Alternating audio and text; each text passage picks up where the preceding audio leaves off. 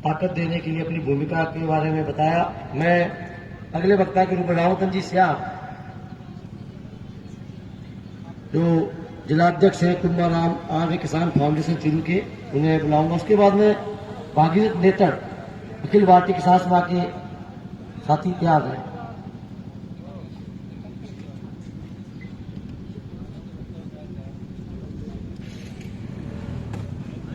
सबसे पहले एक नारा लगाएंगे, किसान एकता, किसान एकता। हिंदुस्तान के संयुक्त किसान मोर्चा द्वारा आयोजित इस भव्य आंदोलन में धरती के भाग्य विधाता अन्नदाता किसान जो अपने हक की लड़ाई के लिए सड़कों पर उतरने को मजबूर है, इस आंदोलन के अंदर सर्वप्रथम मैं शहीद हुए उन किसानों को श्रद्धांजलि देता हूं, नमन करता हूं, वंदन करता हूं। मोदी जी के नेतृत्व में अंबानी और अडानी के द्वारा विशालकाय धन से परिपोषित ये सरकार जो भारत के किसानों के साथ इतना बड़ा जघन्य अपराध करने जा रही है, इनको ये पता नहीं है कि विदेशी आक्रमण से लेकर के आज तक भारत का किसान हमेशा अपने हक और अधिकार की लड़ाई लड़ते हुए अपने हक को प्राप्त करने के लिए कभी पीछे नहीं रहा है।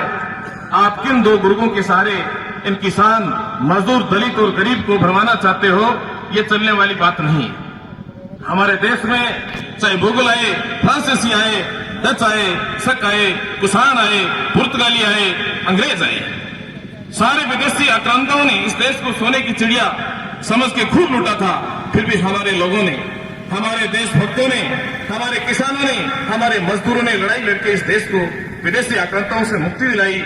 हमारे सरदार भगत सिंह, सुखदेव, राजगुरु जैसे महान क्रांतिकारी योद्धाओं ने फांसी के फंदे को हंसते हंसते चुमा और अपना बलिदान दिया और अपने आने वाली पीढ़ियों के लिए इस देश का जो सपना था स्वतंत्र भारत, ये सपना उन्होंने जो अपने मन में संजोया था उसको साकार भी किया था, उसको पूरा भी किया था।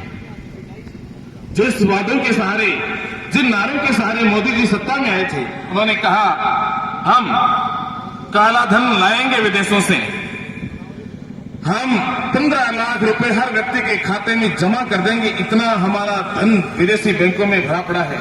अरे मोदी जी, आपने काला धन लाना तो दूर रहा, बिना सोचे समझे, बिना आरबीआई की अनुमति के लिए, बिना जेपीसी गठित किए आपने नोटबंदी की, जिस नोटबंदी का असर यह पड़ा कि आज हिंदुस्तान का छोटा सा मजदूर जो एक कोने के अंदर रेडी लगाता था, जो ठेले पर अपना व्यापार करता था, अपने बच्चों को पालता था, आज उसका व्यापार, उसका व्यवसाय, उसका रोजगार खत्म हो गया है। खाने को अन्न नहीं मिल रहा है, लाले पड़ रहे हैं रोटियों के, उसके बच्चे भूख से बिलबिलाते हैं, उनके बच्चों को शिक्षा ही नहीं मिल पा रही है। आप किस काले धन की बात कर रहे थे?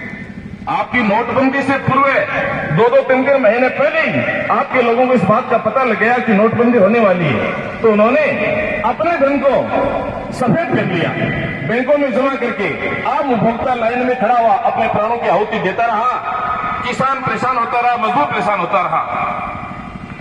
ये लोग जवानों की शहादत के सहारे जब चुनाव आते हैं तो भारत पाकिस्तान की बात करते हैं, मंदिर मस्जिद की बात करते हैं, धर्म की बात करते हैं, संप्रदाय की बात करते हैं और बॉर्डर पे जवानों की शहादत देते हैं, और बदले में जो व्यक्ति सरेआम दिन में थप्पड़ मारता है पाकिस्तान, उसको रात के अंधेरे में जाकर के कहते हैं हमने वहां ऑपरेशन कर दिया।